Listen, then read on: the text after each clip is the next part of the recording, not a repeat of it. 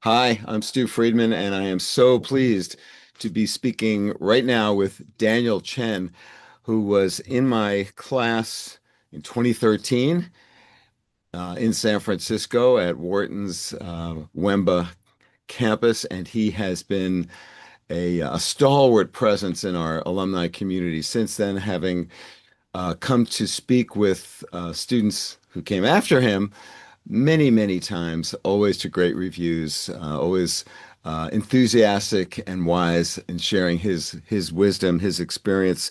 And it's great to have a chance to catch up with you now. Daniel, hello. Stu, how you doing? It's 2025. Can you believe it? It's been more than 10 years. Yes, yes. And I am grateful for our continuing friendship. It really means a lot to me. And I want to know right now, what is it that you're up to? Especially, what are you most passionate about in your work and life these days? Um, that's an important question, and I gotta say, it's being a dad. It's being the best dad that I want to be, and what that Mhm. means. And I've got two kids. They're 11 and 8 years old, and that journey is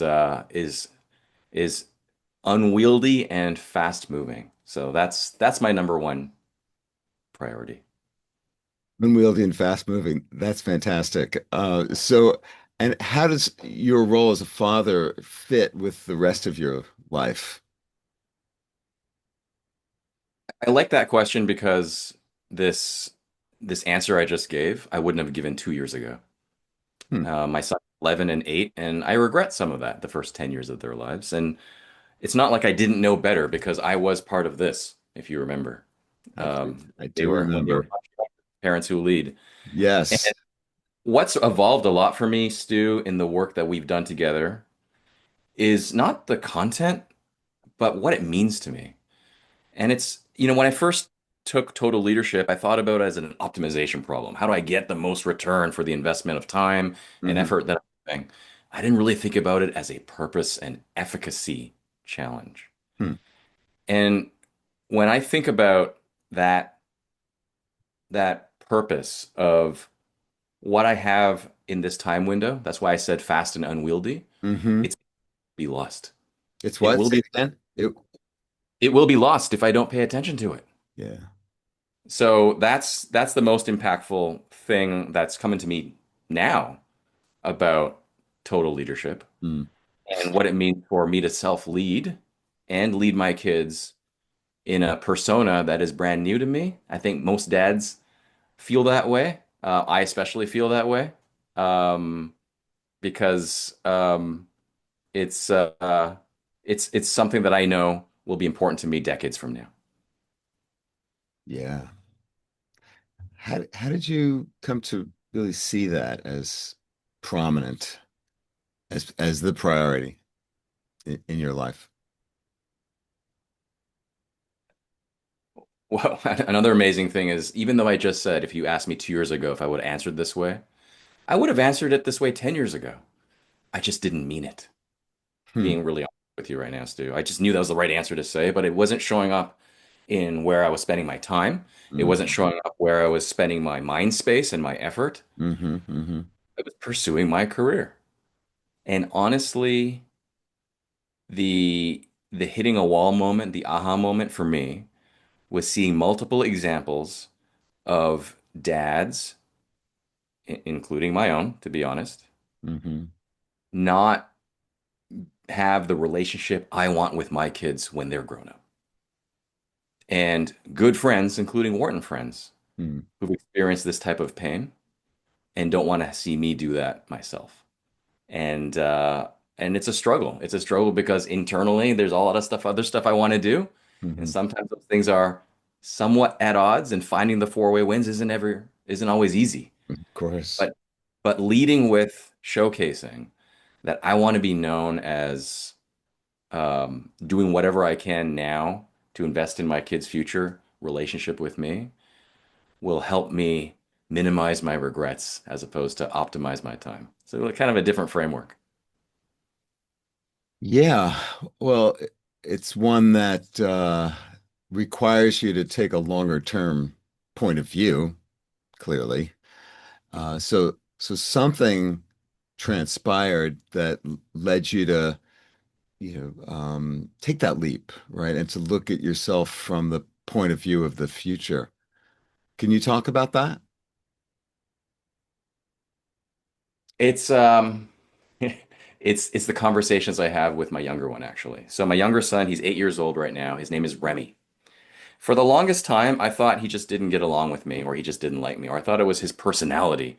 He's he's sharp and somewhat abrasive, and just didn't love being with Daddy. I try to force them to call me Daddy, by the way, still.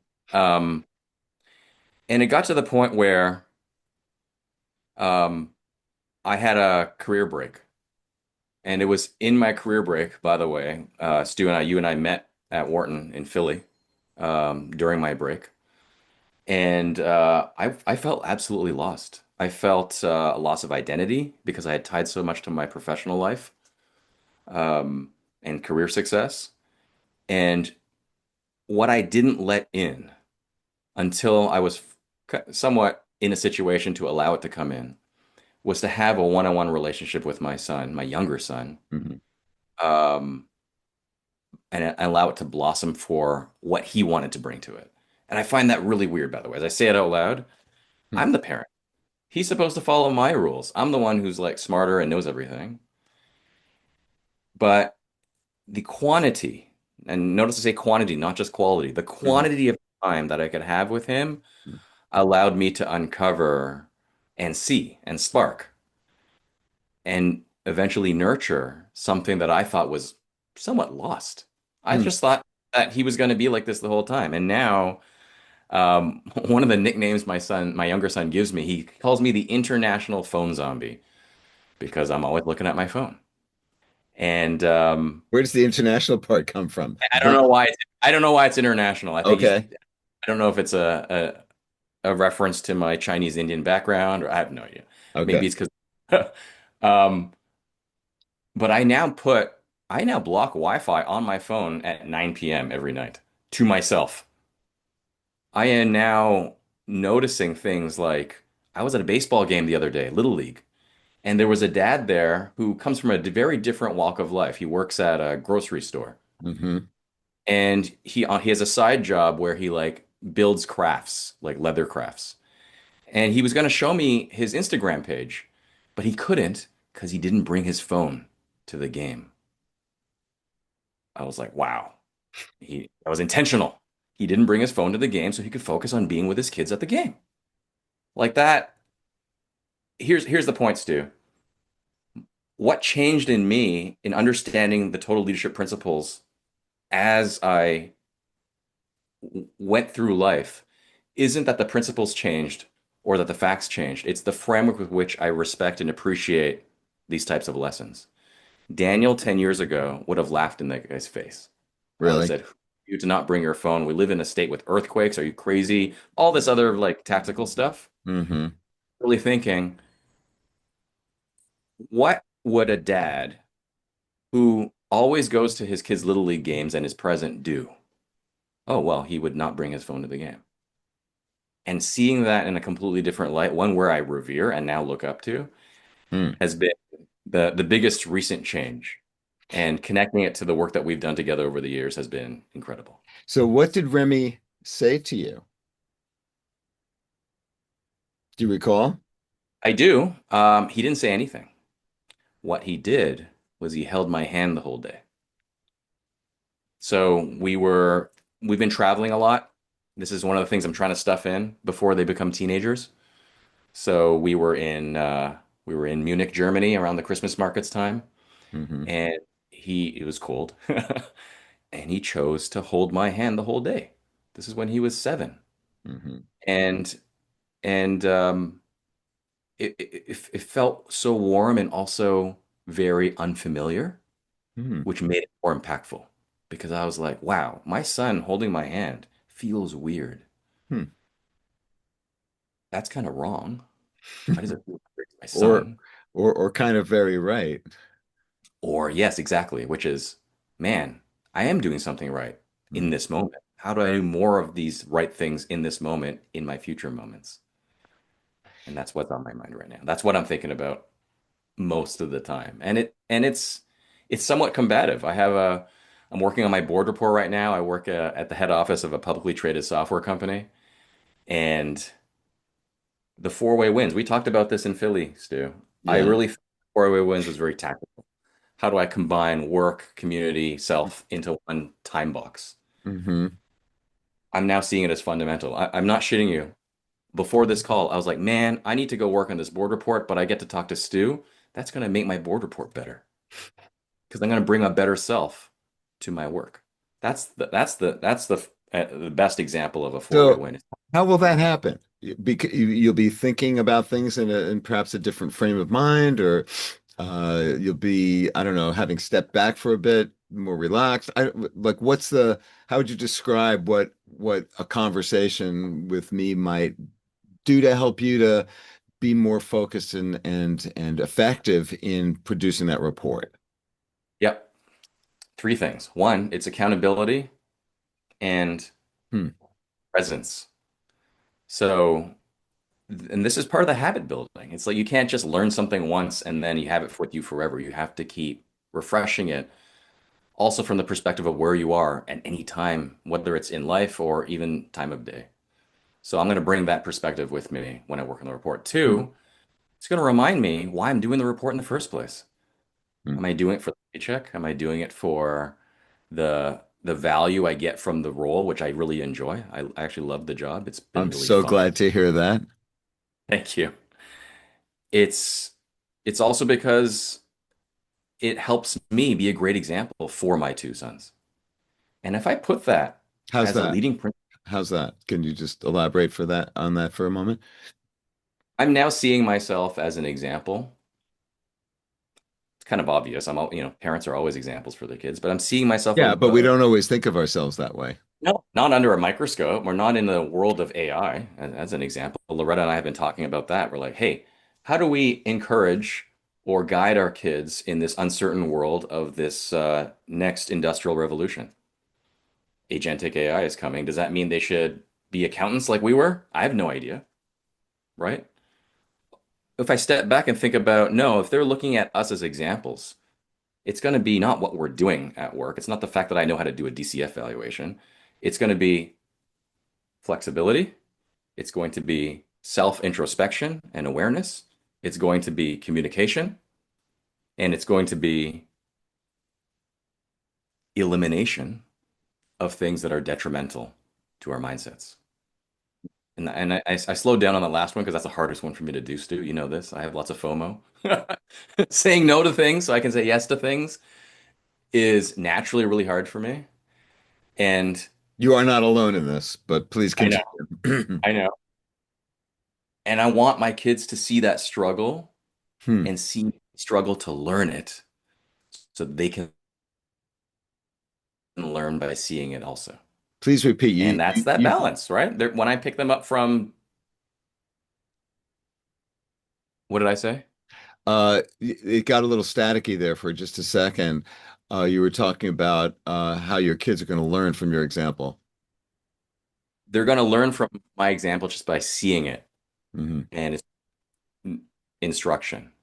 I want to use the word osmosis, right? Hmm. And and it's really strange. I want to say that I feel selfish by wanting to do this because ultimately I want to have a great relationship with my kids when they're older.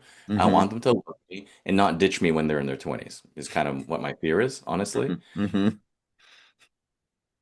And I'd say I feel selfish, but it's through a selfless act, which is to love them because I want to be loved. Hmm. And I think um, that's a that's almost a beautiful paradox. I think it's good that it exists that way.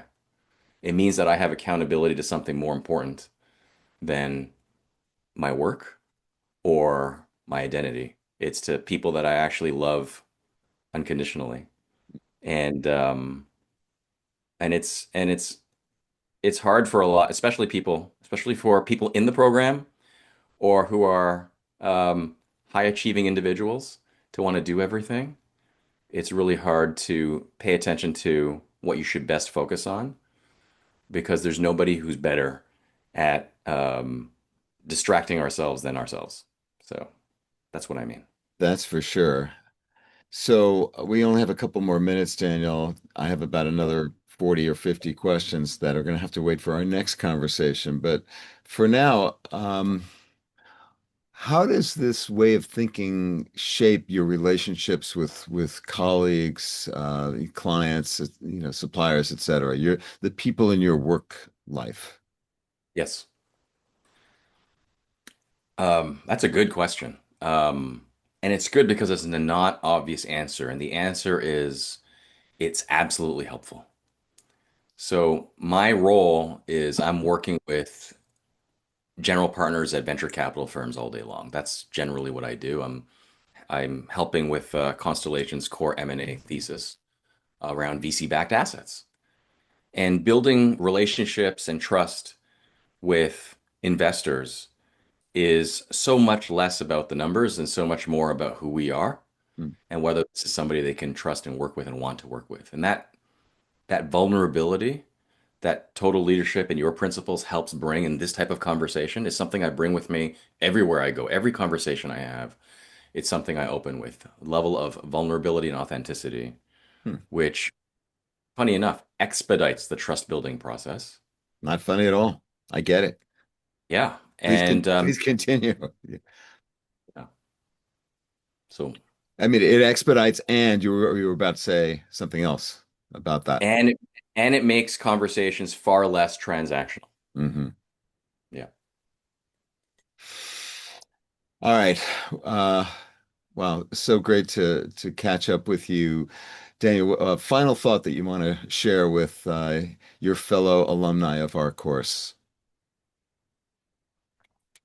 The biggest one is don't be so hard on yourself. It's the Hmm. biggest one. There's so much you can do. Stu's experiments are fantastic,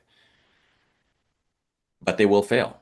I'm running experiments now, Stu, from Parents Who Lead now, even though I first learned about them almost 10 years ago, because they didn't work 10 years ago. Hmm. And they work now.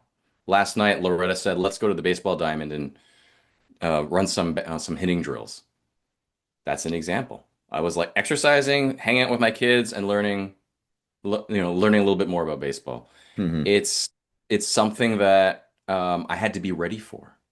Hmm. So my best advice is look at the total leadership body of work as principles and not as tactical action items. They will grow and change over time. Hmm. Hmm. Thank you, Daniel, for taking time to Thank chat you. with me. How can people find out more about what you're up to these days? Yeah, I'm big on LinkedIn, so find me on LinkedIn. I always use my middle initial. I'm Daniel A. Chen, and that's because there's so many Daniel Chens out there. And I'm easy to find. I work at Constellation Software, and I'm connected to Stu. Great to meet you. Awesome. Daniel, thank you so much. Okay, thanks, Stu.